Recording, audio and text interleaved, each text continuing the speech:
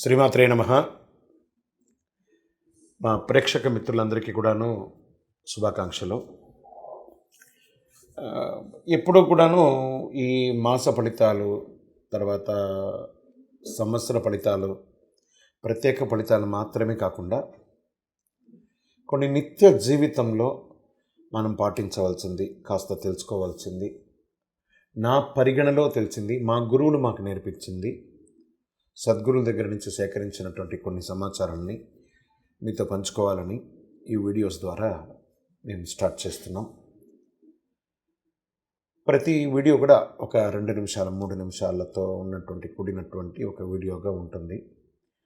ఇది నిజంగా మీ నిత్య జీవితంలో ఇది చాలా అద్భుతాన్ని కల్పిస్తుంది. మీకు నేర్చుకోవడానికి, తెలుసుకోవచ్చు, చాలా విషయ జ్ఞానం కూడా పొందే అవకాశాలు చాలా ఉన్నాయి. మా ఛానల్ మిత్రులందరూ చూస్తున్నారు. మళ్ళీ రిక్వెస్ట్, సబ్స్క్రైబ్ చేయండి, షేర్ చేయండి. మీ మిత్రులందరికీ ఇప్పుడు ఈరోజు వాట్సాప్లో, ఫేస్బుక్లో, ఇన్స్టాలో చాలా ఈజీగా షేరింగ్ ఉంది కదా. మీకు ఇది నిజంగా నచ్చింది అనుకోండి, జస్ట్ అలా క్లిక్ చేసి షేర్ చేసేసేయండి. ఆ పక్కన ఉన్న గంట గుర్తుని క్లిక్ చేసేస్తే మా సబ్జెక్ట్ అంతా కూడా మీకు వస్తూ ఉంటుంది. చాలామందికి అప్పుల బాధ, రుణ బాధలు ఉంటాయి. మరి దానికి పరిహారం ఏంటి? జ్యోతిశాస్త్ర ప్రకారంగా కూడా మనం చూసుకుంటాం. 8 దిక్కుల అష్టదిక్పాలకుడు శివుడు, నవగ్రహాలకు ఆయనే అధిపతి.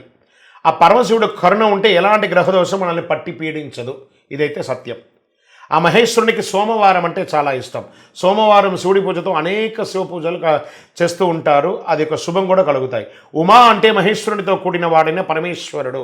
సోమవారం ఉమామహేశ్వరులకు పూజిస్తే అష్టైశ్వర్యములు కలుగుతాయి.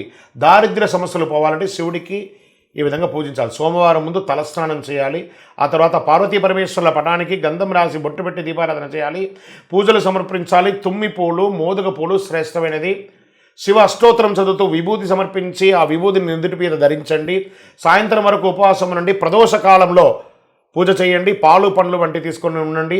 ప్రదోష సమయంలో శివాలయానికి వెళ్ళి ఆవు నేతితో దీపారాధన చేయండి. సాయంత్రం పరమశివునికి నైవేద్యంగా నేతితో తాలింపు వేసిన దధ్యోదనం పెరుగన్నాన్ని సమర్పించండి.